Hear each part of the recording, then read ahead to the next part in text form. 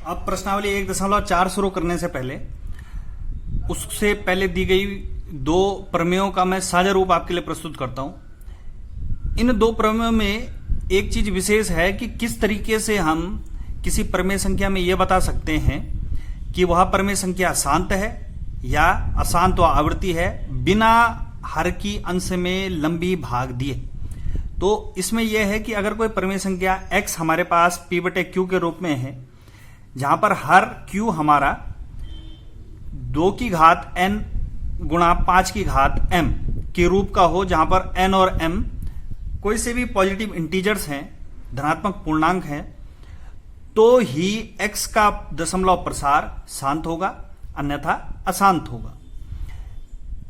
q हर है, इसको हम केवल अगर इस तरीके से समझें कि कोई भी प्रमेय संख्या अगर उसके हर में 2 या 5 के गुणनफल या केवल 2 या केवल 5 हो तो ही उसका दशमलव प्रसार शांत होगा, अन्यथा उसका दशमलव प्रसार अशांत होगा।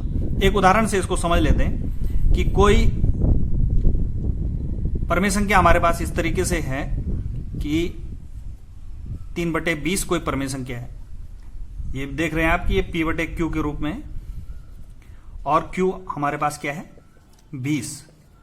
तो इस 20 को हम देख लेते हैं कि किस तरीके से लिखा जा सकता है।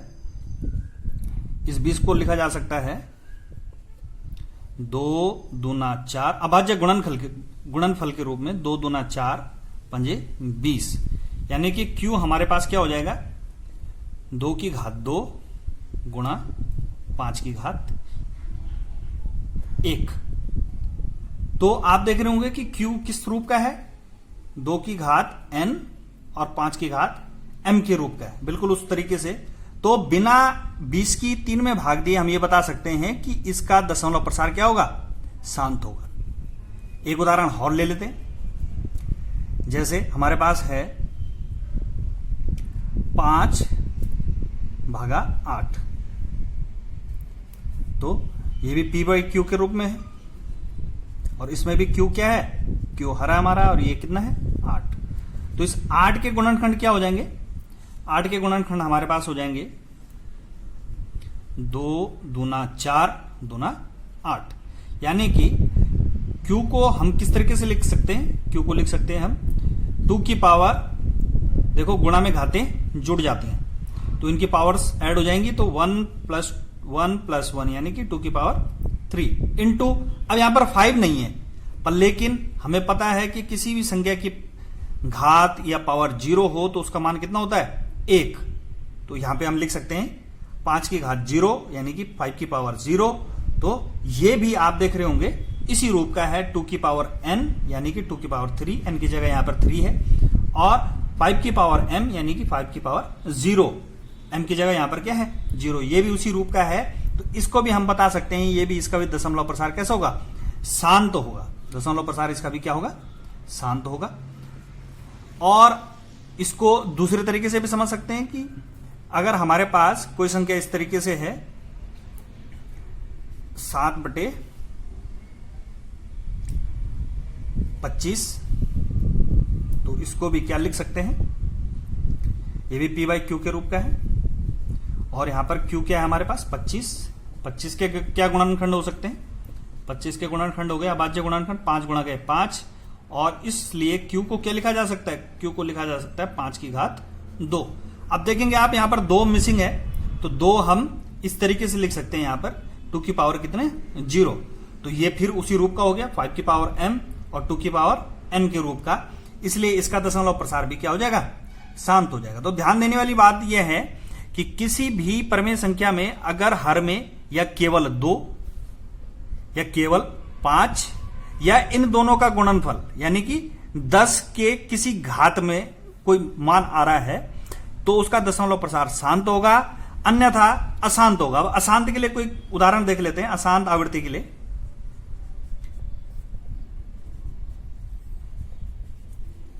जैसे हमारे पास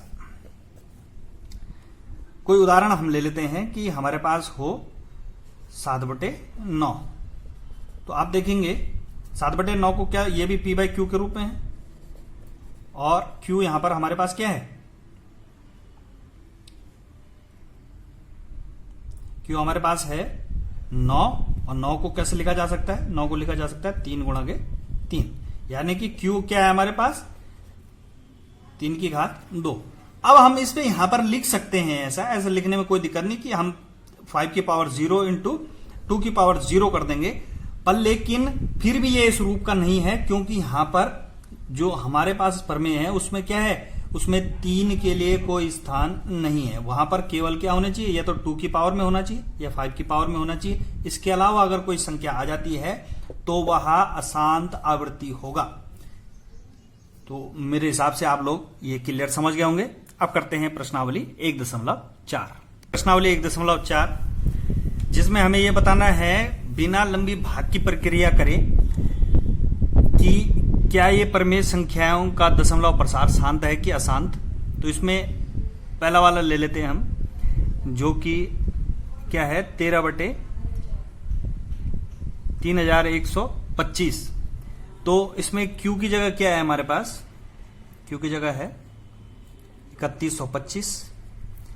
अब अगर ये इस रूप का हो, Q इक्वल्स टू हो 2 की पावर m और 5 की पावर n के रूप का, तो इसका दशमलव प्रसार शांत होगा और नहीं तो अशांत होगा। बस ये हमने चेक करना है। तो इसके लिए क्या करना पड़ेगा, हमें इस 3125 का अभाज्य गुणनखंड करना पड़ेगा।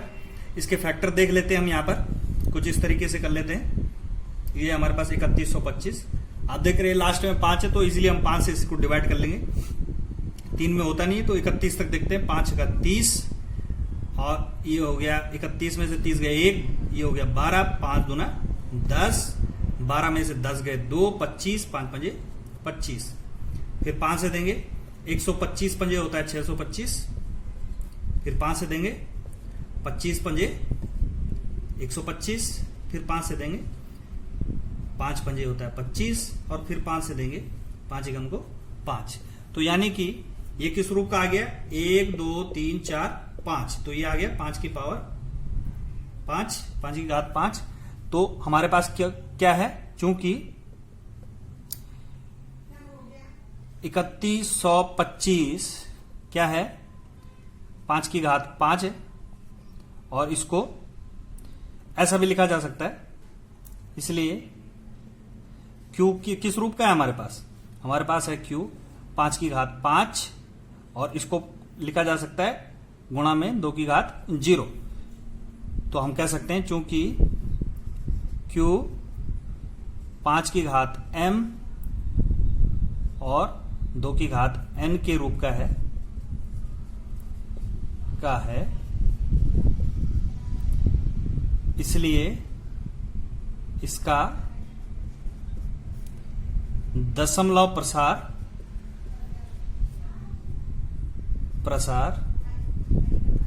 शांत होगा।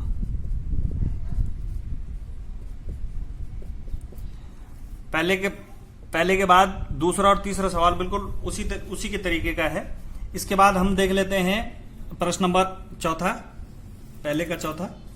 तो एक कुछ इस तरीके से है कि हमारे पास दे रखा है 15/1600। तो 1600 के भी हम अभाज्य गुणनखंड कर लेते हैं। ये बहुत आसान है, आप चाहें तो अलग से किसी रफ कॉपी में कर लें इसको। मैं आपको समझाने के लिए ये बता देता हूं कि 1600 का इजीली आप देख सकते हैं कि लास्ट में 0 है, 2 से डिवाइड होगा। 800 दूना 1600 हो गया, फिर 200, 2 से ही करते हैं। 400 दूना 800, फिर 2 से 200 दूना 400, फिर 2 से 100 दूना 200, फिर करते हैं 2 से 50 दूना 100, फिर 2 से 25 दूना 50, और अब देखेंगे लास्ट में 5 आ गया, तो 5 से करना ठीक होगा। 5 पंजे 25, और फिर 5 से 1 पंजे 5, यानी कि ये किस रूप का आ गया, 1 2 3 4 5 6। तो यानी कि 2 की पावर 6 इंटू 5 की पावर 2। तो ये चूंकि 1600 को हम लिख सकते हैं 2 की पावर 6 इंटू 5 की पावर 2। वह 1600 क्या है हमारे पास, Q है, या Q भी आप इसके साथ ही लिख दें इसको, Q इक्वल टू इतना।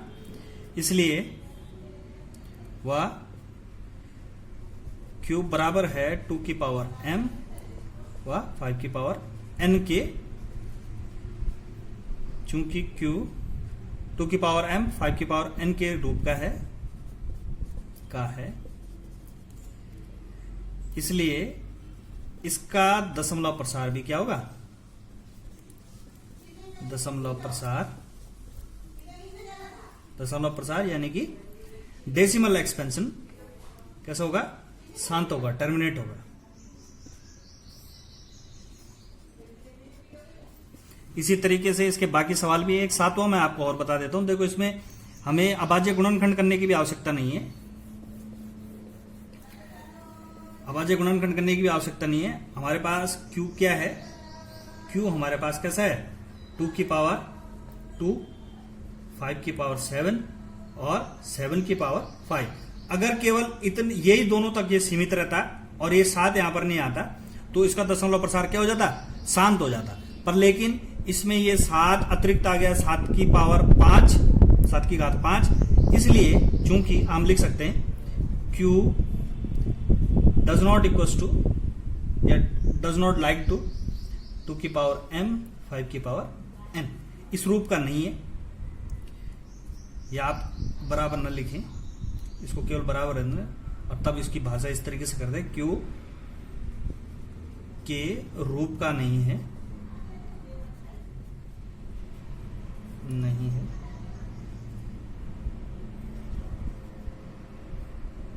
इसलिए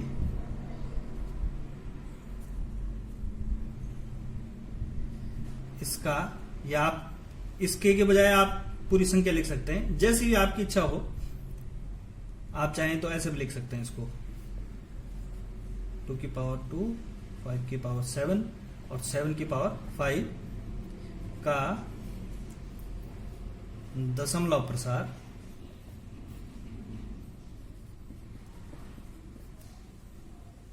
अशांत व आवृत्ति, अशांत व आवृत्ति होगा। इसका दशमलव प्रसार अशांत व आवृत्ति होगा। इसी तरीके से पहले प्रश्न के बाकी सवाल भी आसानी से किए जा सकते हैं। इसमें केवल हमें यह देखना है कि वो 2 की पावर n और 5 की पावर m के रूप का है कि नहीं। अगर है तो दशमलव प्रसार शांत है, और नहीं है तो दशमलव प्रसार अशांत व आवृत्ति है। अशांत व आवृत्ति कब होगा, जब जो है 2, 5 और 2, 5 इन दोनों की गुणा के अलावा हमारे पास कोई और संख्या भागफल में इस हर में आ जाए, तब जाके अशांत व आवृत्ति होगा। प्रश्न नंबर 2 पे देखते हैं। प्रश्न नंबर 2 में इसमें स्पष्ट है कि हमें इसका जो है दशमलव प्रसार करके बताना है। तो आप जानते ही हैं, भाग करना है, हर की भाग अंश में दे देंगे तो उसका दशमलव प्रसार ज्ञात हो जाएंगे। आप आसानी से भाग दे सकते हैं, आप स्वयं उस प्रश्न को कीजिएगा। अब है प्रश्न नंबर 3। इसमें यह पूछा गया है कि हम निम्नलिखित संख्याओं का, जो हमें ये संख्याएं दे रखी हैं, इसके बारे में हम, इसके हर के विषय में हम क्या कह सकते हैं। प्रश्न नंबर 3 में पहला प्रश्न है, पहली संख्या हमें दे रखी है 43.12345678 और इस संख्या में हम देख रहे होंगे कि इसमें दशमलव प्रसार यहीं पर क्या हो रखा है, शांत हो रखा है। इसका दशमलव प्रसार यानी कि इसका शेषफल क्या आया होगा, इसका शेषफल 0 आया होगा। तो अब आसानी से q के विषय में कह सकते हैं कि q किस रूप का है, 2 की पावर m और n और 5 की पावर m के रूप का है। इसलिए इसका दशमलव प्रसार कैसा है, q कैसा है, आप लिख सकते हैं q 5 की पावर m इंटू 2 की पावर n के रूप का है। ये इजीली इसके विषय में कहा जा सकता है, आप देख रहे होंगे। इसलिए आप आसानी से बता सकते हैं कि इसका दशमलव प्रसार कैसा है, शांत है। अब दूसरी संख्या हमारे पास देख रहे होंगे आप कि इसमें दशमलव के बाद क्या हो रहा है, ना तो इसका दशमलव प्रसार शांत हो रहा है, ये डॉट डॉट डॉट लगा हुआ है, और ना ही किसी संख्या की क्या हो रही है, आवृत्ति हो रही है। देखो ये था 1 2 0, उसके बाद क्या हुआ 1 2 0 तक, ठीक है। अगर यहां पर 0 की जगह फिर 1 2 0 शुरू हो जाता तो बहुत ही बढ़िया था। 3 संख्याओं की हमारे पास क्या हो रही थी, आवृत्ति हो रही थी, फिर ये जो है रिपीट हो रही थी 3 संख्या पर, लेकिन ऐसा नहीं हो रहा। क्या हो जा रहा है, उसके बाद फिर 1 0 बढ़ जा रहा है। फिर अगले बार एक जीरो और बढ़ जा रहा है, इसी तरीके से जीरो बढ़ते हुए जा रहा है। यानी कि इस संख्या का हमें कहीं भी दशमलव प्रसार शांत तो होता हुआ नहीं दिख रहा है और कोई भी संख्या रिपीट नहीं हो रही। तो मैं आपको पहले ये बता चुका हूं कि ऐसी संख्याएं कैसी होती हैं, अपरिमेय संख्या कहलाती। तो क्या है, आप इजीली इसको कह सकते हैं कि क्या है, ये q 2 की पावर n वह 5 की पावर m के रूप का नहीं है। वह संख्या भी कैसी है, इसके विषय में तो यह प्रमेय परिभाषित ही नहीं है, क्योंकि अपरिमेय संख्या है। आप इजीली इसको बता सकते हैं, मैं पहले वाले वीडियो में आपको बता चुका हूं। तो आप इसको बता सकते हैं कि वह ये संख्या क्या है, अपरिमेय संख्या है, यानी कि रेशनल नंबर है।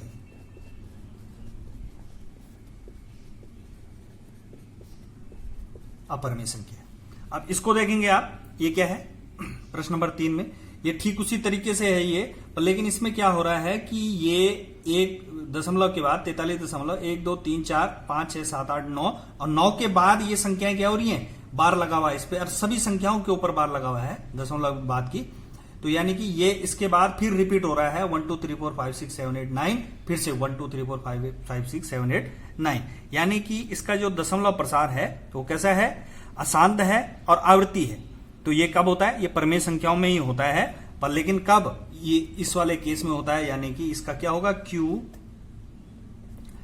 किस रूप का नहीं होगा, q इसका 2 की घात n और 5 की घात m के रूप का नहीं है। इसलिए आप इजिली इन तीनों के विषय में कह सकते हैं कि इनके q किस तरीके से है। यहीं पे ये प्रश्नावली खत्म होती है और साथ में ये पार्ट भी समाप्त हो जाता है। इस प्रश्नावली से कभी कभार 2 नंबर का, नहीं तो 1 नंबर का प्रश्न आपके बोर्ड परीक्षाओं में अवश्य ही पूछा जाता है। इसलिए बहुत ही आसान है और बहुत इजीली तरीके से आप इसको कर सकते हैं।